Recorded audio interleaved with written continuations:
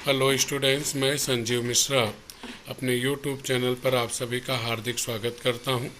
आशा करता हूं आप सब स्वस्थ मस्त और अपनी पढ़ाई में पूरी तरह व्यस्त होंगे। प्रिय विद्यार्थियों, आज हम सब निबंध लेखन के अंतर्गत कल्पनात्मक निबंध में पढ़ेंगे यदि इंटरनेट न होता तो। प्रिय विद्यार्थियों, आज हम सभी निबंध लेखन में यदि इंटरनेट न होता तो इस कल्पनात्मक निबंध को लिखेंगे। तो सबसे पहले निबंध लिखते समय अगर यह विषय हमें परीक्षा में मिलता है तो हमें अपने मस्तिष्क में एक कच्ची रूपरेखा बना लेनी चाहिए कि किन मुद्दों के आधार पर हम निबंध लेखन कर रहे हैं। तो सबसे पहले हमें जिस मुद्दे पर लिखना चाहिए वह है भूमिका, मतलब प्रस्तावना, शुरुआत, प्रारंभ। तो जब कल्पनात्मक निबंध होते हैं तो उसमें आप जिस वस्तु पर लिख रहे हैं, जिस विषय पर लिख रहे हैं, उसके महत्व को, उसकी विशेषताओं को या खूबियों को और वह कल्पना आपके मस्तिष्क में जो जन्मी है उसके बारे में बताते हुए उसकी शुरुआत कर सकते हैं। और उसके बाद यह जो प्रस्तावना है यह लगभग 12 से 15 पंक्तियों में होनी चाहिए। प्रस्तावना, शुरुआत, जैसा मैंने बताया कि उन बातों को ध्यान में रख के हमें प्रस्तावना करनी चाहिए। उसके बाद आप जब लिख रहे हैं यदि इंटरनेट ना होता तो उसमें दूसरा मुद्दा आपका होना चाहिए लाभ, यानी वह इंटरनेट आपके लिए कितना उपयोगी साधन है, उसका जीवन के किन किन क्षेत्रों पर प्रभाव, असर पड़ रहा है, कौन कौन से क्षेत्र पर वह इफेक्ट डाल रहा है। ज्यादा से ज्यादा बातें आपको 2 पैराग्राफ 3 पैराग्राफ इसी लाभ पर लिखना, यानी इस निबंध का महत्वपूर्ण जो भाग है वह है इसका लाभ, यानी उपयोगिता, हमारे जीवन पर उसका प्रभाव।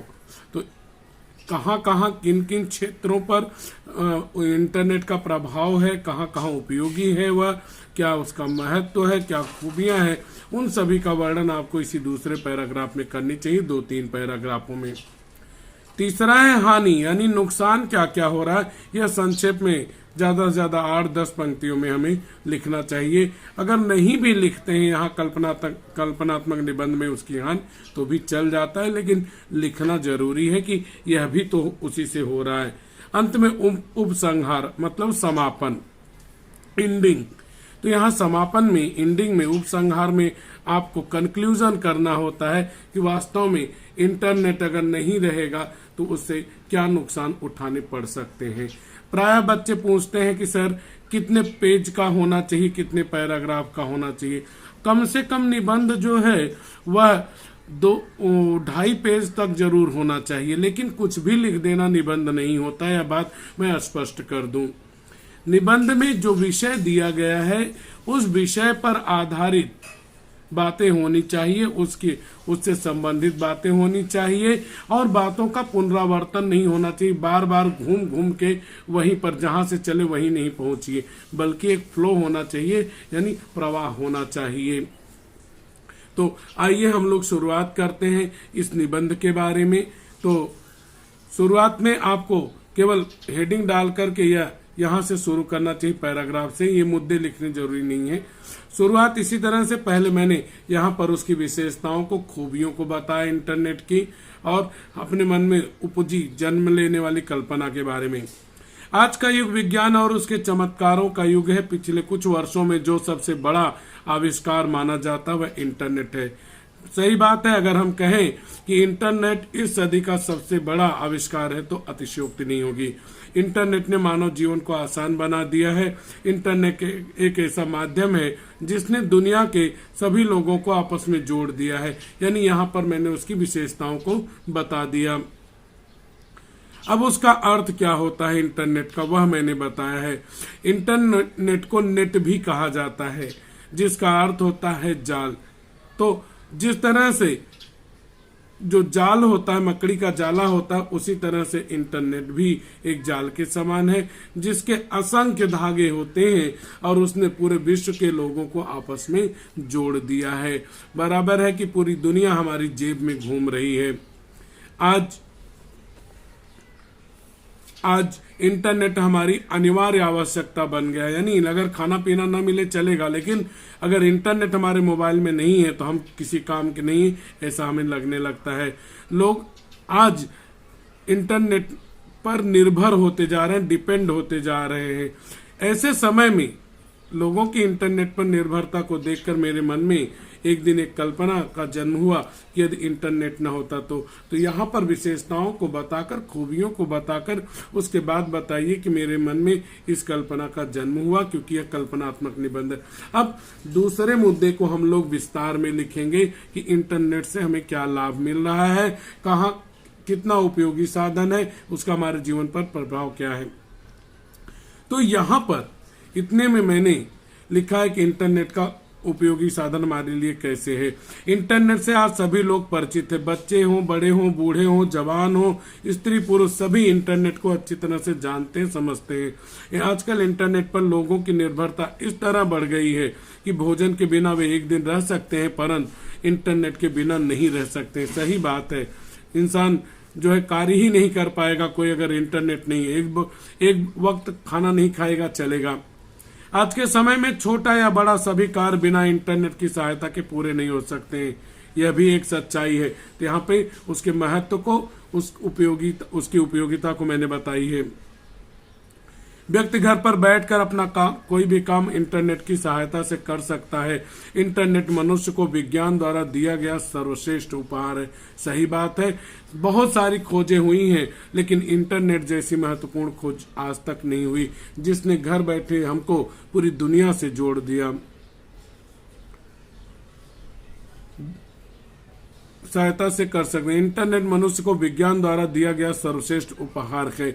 इंटरनेट अनंत संभावनाओं का साधन, यानी जिस तरह से खुला आकाश है उसी तरह से इंटरनेट है। आपको जो कुछ खोजना है, जितना खोजना, जितनी जानकारी आपको चाहिए, वह सब कुछ इंटरनेट की सहायता से मिल जाएगा, यानी उसका कोई अंत नहीं है। इंटरनेट के माध्यम से हम कोई भी सूचना, चित्र, वीडियो आज दुनिया के किसी भी कोने से किसी भी कोने तक पल भर में भेज सकते हैं। बिल्कुल सत्य बात है, केवल एक क्लिक किया, हमारा वीडियो, हमारा मैसेज, हमारी सूचना वहां तक पहुंच गई। तो यहाँ पे मैंने इंटरनेट की उपयोगिता को बताया है। अब आगे बढ़ते हैं, उसके अन्य गुणों को भी यहाँ पर हम लोग देखते हैं, उसके अन्य प्रभाव को देखते हैं।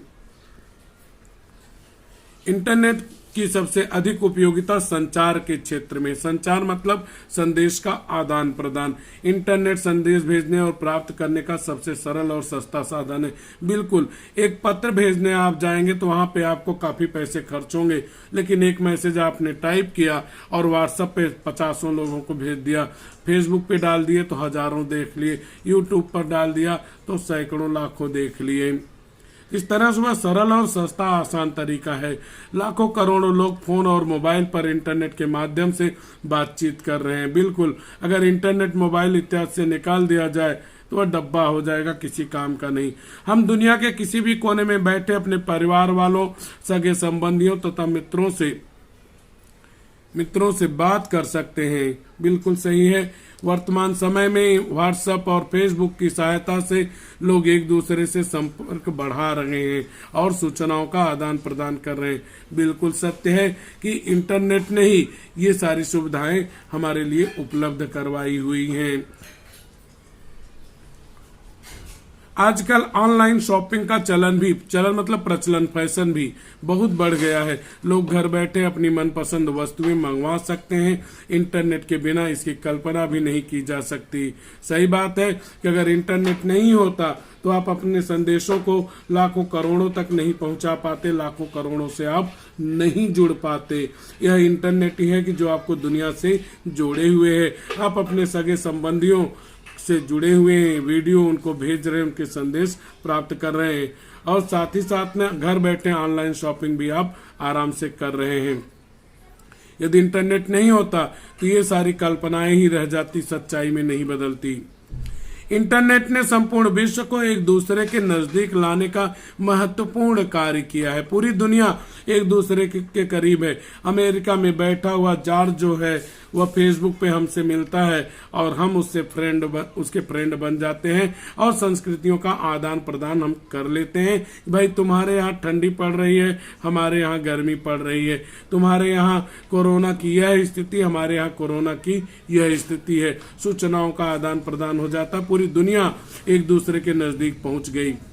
यदि इंटरनेट ना होता तो यह सब संभव ना हो पाता। बिल्कुल सत्य है। आइए कुछ और लाभ हम देखते हैं इंटरनेट के, उसकी और कुछ खूबियों को देखते हैं, उसके और कुछ प्रभाव को देखते हैं। इंटरनेट के माध्यम से हम अपने विचारों और वस्तुओं का प्रचार पूरी दुनिया में कर रहे हैं। यह विज्ञापन का सबसे सरल और प्रभावी माध्यम है। बिल्कुल सत्य है। अगर हमें कुछ बेचना है, खरीदना है, कोई जानकारी लेनी या देनी है, हमने Facebook, WhatsApp, Twitter, Instagram, YouTube इत्यादि पे डाल दिया है, झट से पूरी दुनिया तक वह प्रचारित और प्रसारित हो जाता है। इतना सस्ता, इतना आसान, इतना सरल, इतना प्रभावकारी दूसरा कोई माध्यम विज्ञापन का नहीं है। आज सभी लोग, चाहे राजनीतिक हैं, सांस्कृतिक हैं, इंटरनेट का उपयोग करके अपना विज्ञापन कर रहे हैं। आज इंटरनेट व्यापार के क्षेत्र में लेन देन, क्रय विक्रय, यानी पैसे लेना है या देना है, कोई सामान खरीदना है या बेचना है, या पैसे देने हैं, भुगतान करना है, जो कोई सामान खरीदा आपने उसका पैसा चुकाना है, आदि के लिए प्रमुख माध्यम बन गया है। Credit card, debit card, ATM card है, उससे नहीं तो ऑनलाइन आप पैसा ट्रांसफर कर सकते हैं। इसकी मदद से बैंकों से पैसा निकालना, जमा करना बहुत कम समय में होता है। कोरोना महामारी के काल में इंटरनेट ने अति महत्वपूर्ण भूमिका निभाई। आप सभी इससे परिचित हैं और जानते भी हैं। इसके माध्यम से ही लोगों को कोरोना के बारे में जागृत करना आसान हुआ, यानी लोगों को बताना यह आसान हुआ कि वास्तव में कोरोना है क्या और हमें करना क्या है, किन किन बातों का हमें ध्यान रखना है, किन किन चीजों को ध्यान में रखकर हम कोरोना से अपना बचाव कर सकते हैं, कैसे सुरक्षित रख सकते हैं। इसकी जानकारी जब लॉकडाउन हुआ, लोग घरों में कैद हो गए, पूरी दुनिया घर में बैठ गई, ऐसे समय में व्हाट्सएप, फेसबुक, इंस्टाग्राम, ट्विटर और यूट्यूब के माध्यम से लोगों ने कोरोना के बारे में लोगों को जानकारियां दी, लोगों का हालचाल जाना, उनका मनोबल बढ़ाया और जागृत किया। इस तरह से कोरोना काल में इंटरनेट ने महत्वपूर्ण भूमिका निभाई। लॉकडाउन के दौरान जब सभी जगह स्कूल कॉलेज बंद थे, तब इंटरनेट के माध्यम से शिक्षकों ने अपने छात्रों का सुचारू रूप से शिक्षण व मार्गदर्शन का कार्य किया।